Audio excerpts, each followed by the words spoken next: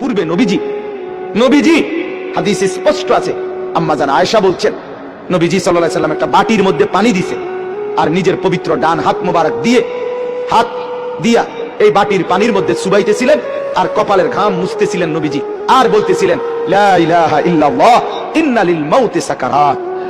নাই, আহা মৃত্যুর তো বড়ই যন্ত্রণা। নবীজি বলতেছিলেন, খুদ রাসূল বলতেছেন, যার কষ্ট হওয়ার কোনো কারণ নাই।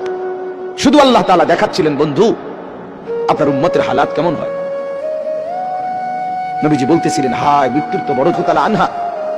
ওই হাদিসে আছে ফাতেমা রাদিয়াল্লাহু তাআলা আনহা তখন কাঁদতেছিলেন, নবীজির মেয়ে, আর কাঁদতে কাঁদতে বলতেছিলেন ওয়া কারাবাহ ইয়া আবাতা, আরবীয় আফসোসের বাক্য, হায় আমার আব্বা, না জানি আপনার কি কষ্ট হচ্ছে।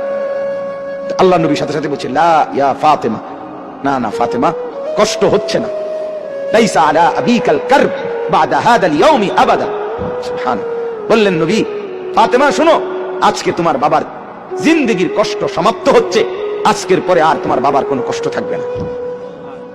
23 বছর আমি দিবা নিশি মেহনত করছি, কষ্ট করছি, কাঁদছি, চোখের পানি ফেলছি, পাথরের আঘাত সয়েছি, পেটে পাথর বেঁধেছি ক্ষুধার কষ্টে, দান দান শহীদ করেছি, সারা দেহ রক্তাক্ত হয়েছে, আমার অনেক কষ্ট হয়েছে, ঠিক মতো ঘুমাই নাই, ঠিক মতো খানা খাই নাই, ঠিক মতো